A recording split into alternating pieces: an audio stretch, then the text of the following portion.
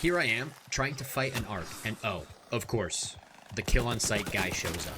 This moment right here is why PvPvE is so hard to get right. I'm fighting arcs, trying to survive, and then another guy shows up and everything falls apart. PvPvE sounds simple, just mix players and AI enemies, but Arc Raiders shows how delicate that balance really is. Welcome back to another video. On paper, PvPvE has a very clear goal. PvE enemies exist to shape player behavior. They force movement, create noise, drain resources, and apply time pressure. PvP exists to punish predictability. Human players don't follow patterns, and that uncertainty creates tension. In Arc Raiders, these two systems are meant to feed into each other. Fighting Arc enemies makes noise. Noise attracts players. Players force you into decisions you didn't plan for. When it works, the game creates situations no designer directly scripted, but that only works if neither system overwhelms the other. There must be a balance. Here are a few examples of arcs and PvP interacting together. The second clip especially, you will see that the arc presence drives player movement into the building.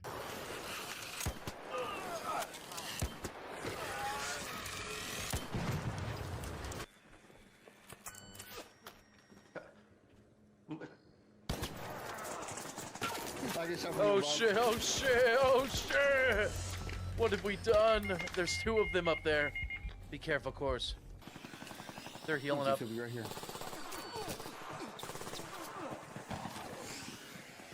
The first major failure point in PvPvE is when PvE stops influencing decisions, or it's too weak. In Arc Raiders, once players understand enemy behaviors, attack patterns, detection ranges, disengage options, certain arc enemies stop really being threats and more just become inconveniences. Experienced players don't ask, how do I survive this enemy anymore?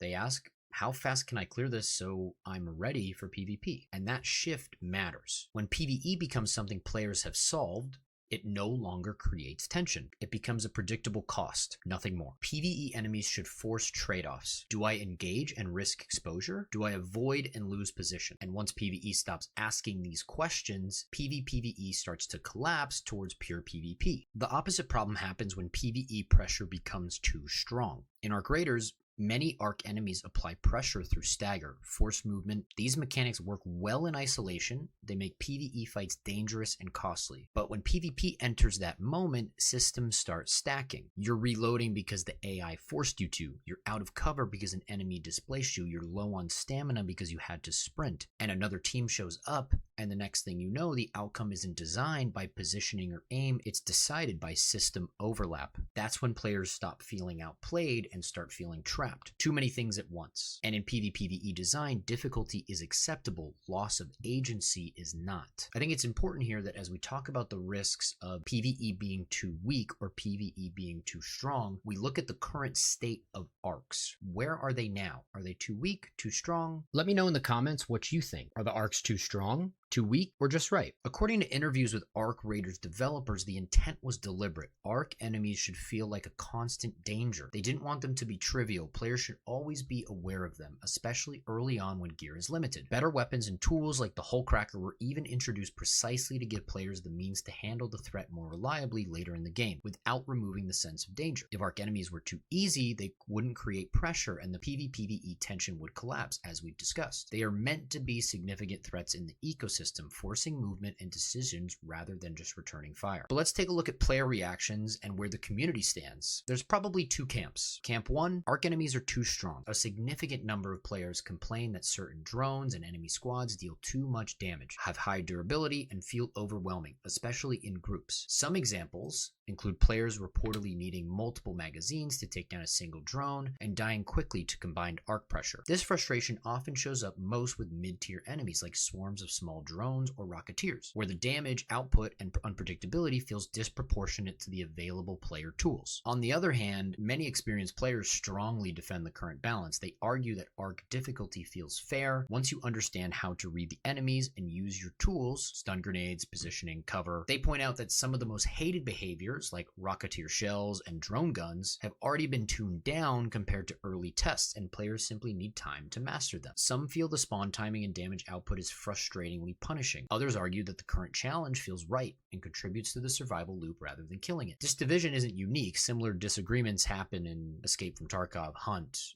other PvPvE titles where design choices that feel intense to some feel balanced to others. Super normal in this kind of game. So what's the real state of ARC enemies right now? I'd say it's somewhere in the middle. I know, original answer, but it's true. They're not too weak. Virtually all feedback, official, other players, myself, I think that the ARC enemies are not completely trivial. They do hit hard, they require attention, and they do shape behavior on the map. Whether it's swarms of wasps, or the damage of a Rocketeer's rockets, or the presence of large units like the Queen, ARC enemies are a constant pressure factor. However, they're not that strong either. This is why in my previous videos we have discussed the ARC's evolution and quote-unquote learning. The developers are making a conscious decision to change ARC's behavior over time, making them stronger because the player has to adapt to the new things each ARC can do. And in theory, this would mean over time the ARCs are getting weaker as players learn better and better how to handle them, which means, if anything, ARC strength currently leans to the weaker side of the equation. If the ARCs were actually too strong,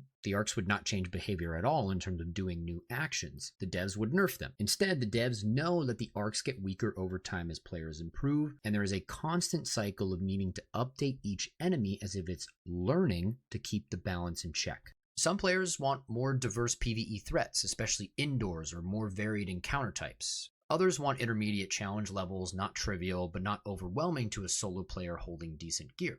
This kind of adds to the entire conversation that we're having here. Different player expectations make balancing PvPvE enemies incredibly hard. Some players want predictable challenge, others want constant threat, and balancing that is almost impossible for all audiences at once. ARC enemies currently operate in a design zone where they are meant to be threatening and unavoidable, but the player perception of strength versus frustration varies widely. This variability itself highlights a central PvPvE problem. You are balancing not just numbers, but player expectations and skill levels against the same set of enemies. From a PvE perspective, you are also balancing that same set with a PvP element as well, and you wonder why this genre is so difficult. Third parties are not a side effect of PvPvE. They are at the core of it. ARC Raiders makes a deliberate design choice here. Combat is loud, sound matters. Gunfire, enemy alerts, explosions. They all broadcast player location across large areas of the map. When you kill another player, a flare shoots way up. That's for a reason. This is good design because it turns every fight into a risk calculation, but it also creates a snowball effect. The longer a fight lasts, the more likely it is to attract additional ARC enemies, other player squads, and chain reactions that the player did not plan for. The challenge isn't preventing third parties, it's ensuring players feel like they chose that risk. When third parties feel inevitable rather than earned, PvPvE starts to feel punitive instead of tense. Despite these challenges, ARC Raiders succeeds in one critical area. It consistently reframes success around survival, not dominance. Extraction is the real objective, not kills, extraction. Winning a fight doesn't end the tension, it often increases it, and this shifts player behavior. Players disengage more often, they avoid unnecessary fights, they value positioning and timing over kill counts.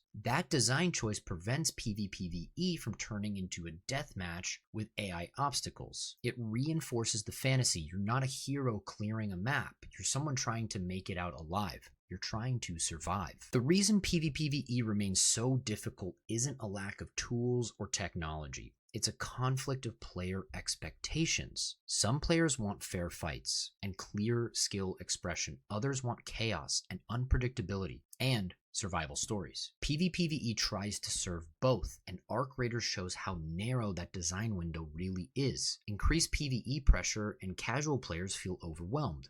Reduce it and experienced players dominate PvP. Every adjustment solves one problem and creates another. And that's not failure. That's the reality of PvPvE design. And that is why this genre has been tried and failed over and over and over again, at least from a mainstream perspective. And this is why Embark implemented aggression-based matchmaking. It's their solution to this design problem. However, it doesn't address the PvPvE design issue. It simply separates it. PvPvE isn't hard because it's messy. It's hard because it forces designers to balance systems that naturally work against each other. You have to keep a balance, and you have two systems constantly against each other. ARC Raiders doesn't solve PvPvE. It's exposing why solving it might be impossible. I don't know exactly how to solve the PvPvE dilemma. If you do, keep that to yourself. It's $1 million idea. When you mix two distinct elements together, things can get weird. And Arc Raiders is a perfect example of just how thin that design line really is. And Embark has provided a solution that seems to be working the best we have seen for this type of game. If you enjoyed this breakdown, let me know what system or mechanic you'd like me to analyze next. Thank you very, very much for watching this video. I really appreciate it. Please consider liking this video and subscribing to the channel. See you in the next one.